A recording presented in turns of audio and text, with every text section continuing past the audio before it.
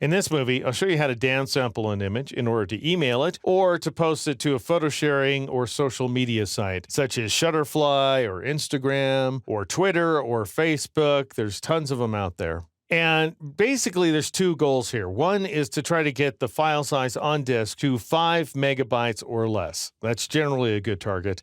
And the other is to reduce the size of the image so that it's viewable on the largest monitor out there. Because if it's larger than the biggest monitor there is, then what's the point? You want the person to be able to view it at full size, after all. Now, I don't want to ruin the original image, so the first thing I'm going to do is go up to the image menu and choose the duplicate command. And notice inside this dialog box, you have this checkbox, duplicate merge layers only, which if you were working inside of a layered document, it would be a good idea to turn that checkbox on because after all, we want to create a flat JPEG file. In my case, the checkbox is dimmed because this is already a flat image file.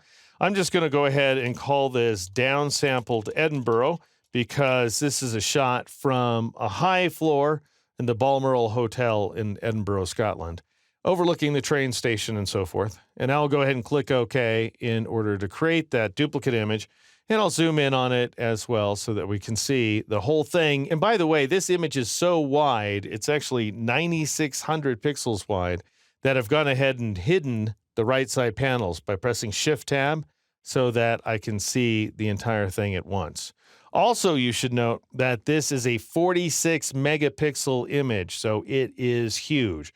We don't want it to be nearly that big. So now that you've duplicated the image, go up to the image menu and choose the image size command. Now notice the image is 36 inches wide by 18 inches tall, so it's a big poster size image at a resolution of 267 pixels per inch. But we're not really concerned with that print information. So rather than setting the width and height values to inches or millimeters or something else that you have to measure with a ruler, let's start by changing the setting to percent. And then I'll just go ahead and dial in 50%, let's say, just to get the lay of the land. And notice that reduces the image size to about 4,800 pixels wide and 2,400 pixels tall. And we've taken the size of the image in memory down from 132 megabytes to just 33 megabytes. So we've made a lot of progress so far, but not nearly enough. So at this point, your option might be to reduce the percent once again to something like 33%. And now we have an image that's 3,172 pixels wide. And now we have an image that takes up just 14 megabytes in memory and is a little more than 3,000 pixels wide. That is a lot more conservative than what we had before. But even so, just about nobody has a monitor with that many pixels on it. And so I was telling you at the outset of this chapter that even if you're looking at a Macintosh Retina display, you're talking about 2,880 pixels.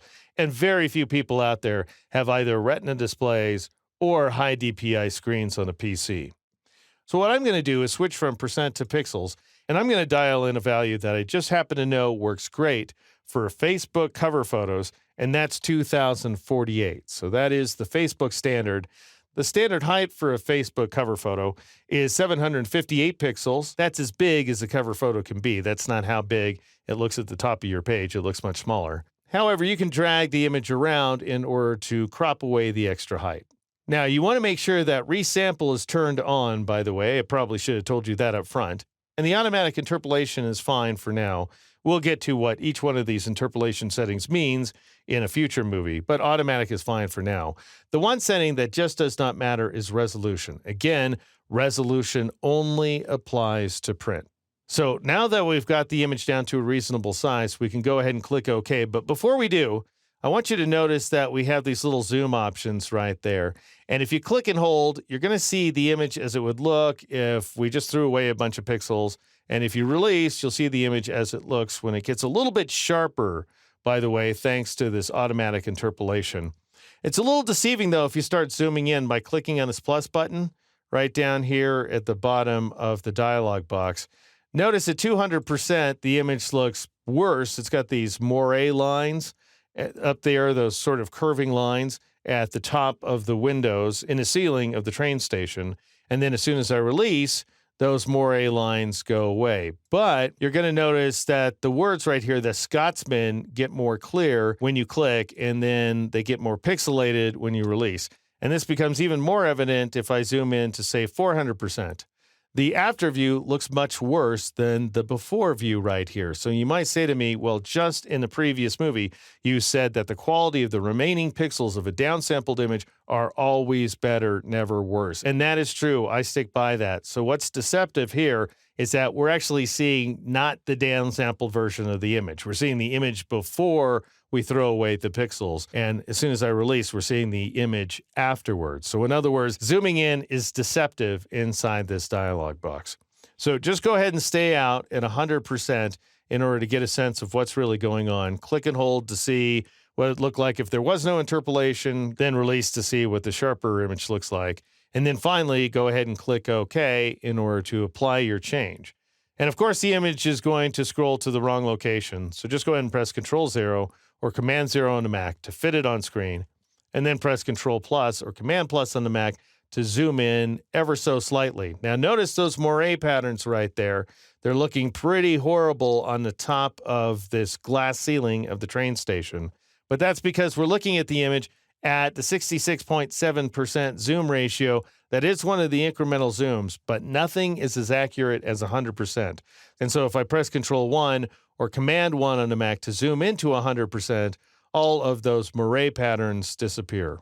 All right, so now what I'm going to do is save off this image, and you can do that by going up to the File menu and choosing either the Save or Save As command. It doesn't matter because this image is a duplicate that has never been saved.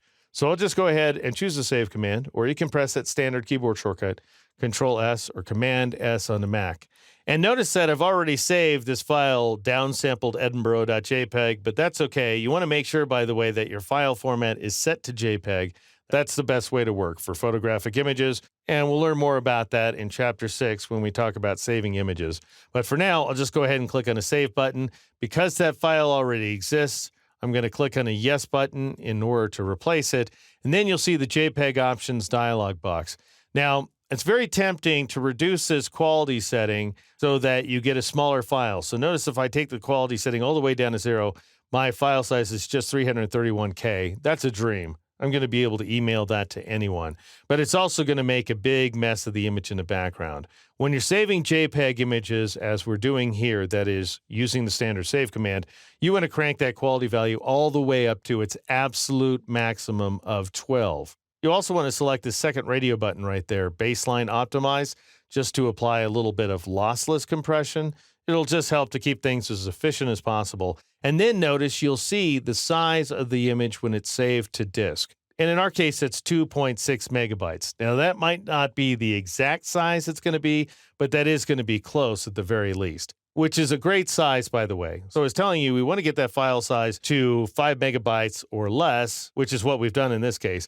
And most email services will handle attachments up to 10 megabytes. In any case, we're in good shape, so I'll go ahead and click the OK button in order to save that image. And that, friends, is how you downsample an image in anticipation of either emailing it or posting it to a photo sharing or social media site.